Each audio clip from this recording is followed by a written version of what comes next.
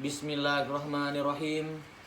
Assalamualaikum warahmatullahi wabarakatuh. Puji dan syukur kita panjatkan kehadirat Allah Subhanahu wa taala pada siang hari ini. Alhamdulillah kita masih diberikan kesempatan hidup dan melaksanakan salat zuhur berjamaah. Salawat dan salam semoga selalu tercurahkan kepada junjungan kita dan Nabi kita, yaitu Nabi Muhammad SAW, para sahabat, para tabi'in, tabi'ut tabi'in, dan kita umatnya sampai akhir zaman. Dan insya Allah kita akan mendapatkan syafaatnya di yaumil qiyamah nanti. Amin, amin ya rabbal alamin. Jamaah sekalian, sesungguhnya tidak semua manusia, terkhusus Allah itu senantiasa istiqamah beribadah kepada Allah Subhanahu wa taala. Sebagaimana firman Allah dalam surat Adz-Dzariyat ayat 56 yang berbunyi, Bismillahirrahmanirrahim. Wa ma khalaqatul jinna wal insani illa liya'budun. Yang artinya, dan aku tidak menciptakan jin dan manusia melainkan supaya mereka menyembahku. Mengajak kepada kebaikan itu bukan perkara mudah. Ketika kita melakukan kegiatan-kegiatan rutinitas kita, belum tentu kita dapat beristiqamah. Kadang-kadang kita dapat merasakan sendiri bahwa kegiatan ibadah yang kita lakukan selama ini kebanyakan bersifat temporal. Jadi, ibadah yang dilakukan hanya sesuai dengan kebutuhan atau keinginan kita saja. Ketika kita mendapatkan suatu ujian atau cobaan dari Allah Subhanahu wa taala yang kita tidak senangi ujian atau cobaan tersebut, kita bisa semakin dekat kepada Allah Subhanahu wa taala. Namun ketika ujian dan cobaan itu telah berlalu dan kita mendapatkan kesenangan yang diinginkan, maka kita mulai lalai, lengah dan lupa kepada Allah Subhanahu wa taala. Kewajiban kita sebagai makhluk Allah dan umat Rasulullah SAW bukan hanya melakukan suatu perkara yang bersifat wajib saja. Ketika kita melaksanakan salat wajib yang 5 waktu dan dilakukan dengan tepat waktu, itu merupakan suatu yang biasa bagi seorang yang beriman. Karena hal tersebut merupakan sebuah kewajiban yang memang harus dilaksanakan. Tetapi bagaimana sangat luar biasanya apabila hal-hal yang wajib tersebut kita hiasi dengan hal-hal yang sunnah. Nah, hal itulah yang seharusnya terus kita lakukan dengan mengerjakan perkara yang sunnah, dengan tidak membengkalaikan perkara wajib seperti melakukan sholat duha, tahajud, sedekah dan perkara-perkara sunnah lainnya. Namun yang harus kita perhatikan dan berhati-hati yaitu apakah kita sudah istiqamah atau belum. Mungkin hari ini kita melakukan perkara-perkara tersebut, namun besok tidak ada jaminan kita masih melakukannya. Karena memang menjaga keistiqamahan dalam beribadah kepada Allah Subhanahu wa taala itu tidaklah mudah.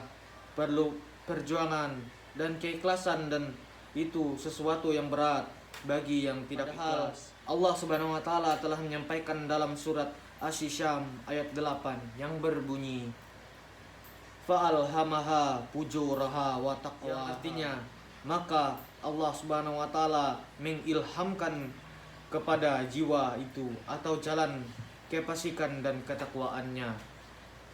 Oleh karenanya Allah Subhanahu wa taala telah mengilhamkan kepada setiap insan manusia dalam hatinya itu untuk memilih kebaikan dan keburukan. Jadi ketika seseorang itu memilih jalan kehidupan yang baik dan istiqamah dalam kebaikan, maka Al-Quran akan menjadi panglima dan imam dalam kehidupannya. Tetapi ketika kita tidak menjadikan Al-Quran dan Sunnah sebagai pedoman hidup, rujukan dan panglima dalam kehidupan, pasti kita akan lalai dalam beribadah kepada Allah Subhanahu wa taala. Saat kita mulai lalai dalam beribadah kepada Allah, maka itu akan berimplikasi terhadap perbuatan yang kita lakukan. Jamaah hadirin yang sekalian saya hormati, kita diberikan tugas dan tanggung jawab oleh Allah Subhanahu wa taala sebagai pemimpin dalam setiap aspek kehidupan, baik itu dari pemimpin rumah tangga, masyarakat, bahkan pemimpin diri sendiri. Dan yang paling penting adalah ketika kita diberikan amanah sebagai pemimpin, maka kita akan dimintai pertanggungjawaban kelak. Oleh karena itu, alangkah bahagianya kita mendapatkan pujian dari Allah dan dimuliakan Allah, tetapi jangan kita merasa bangga dan berbesar diri mendapatkan pujian dari sesama makhluk, sebab perkara itu dapat menjadikan kita sombong dan angkuh serta akan jauh dari rahmat Allah Subhanahu wa taala. Maka dari itu, pada siang hari ini saya mengajak kepada kita semua untuk mengenali diri kita sendiri, bahwa kehidupan yang Allah telah berikan kepada kita pasti akan dimintai pertanggungjawabannya. Jadi, untuk mempersiapkan hal tersebut, kita harus berusaha untuk saling mengingatkan. Ini bentuk kepedulian kita sebagai umat Islam yang bersaudara. Apabila di antara kita sudah acuh tak acuh dan tidak ingin saling mengingatkan, tidak ingin saling mengajak dalam kebaikan, maka ini adalah implikasi disebabkan lemahnya imam kita.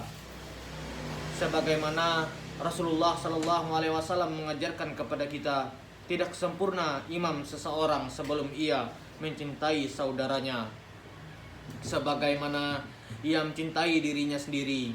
Namun menerapkan ini bukan perkara yang mudah untuk diterapkan dalam kehidupan kita. Oleh sebab itu, kita harus selalu mengingatkan ibadah kita kepada Allah Subhanahu wa taala setiap waktu.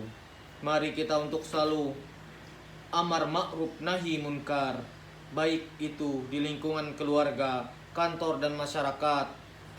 Dan mari kita juga untuk tetap menjaga ibadah-ibadah kita yang sunnah, lebih-lebih perkara yang wajib. Dan kita selalu bermohon kepada Allah Subhanahu wa taala agar kita semua bisa mencapai derajat orang-orang yang beristiqamah dalam menjalankan ibadah. Mungkin itu saja ceramah atau tausiah yang dapat saya sampaikan. Kalau ada kurang dan lebihnya dan tidak menyenangi hati para jamaah dan hadirin sekalian, wassalamualaikum warahmatullahi wabarakatuh.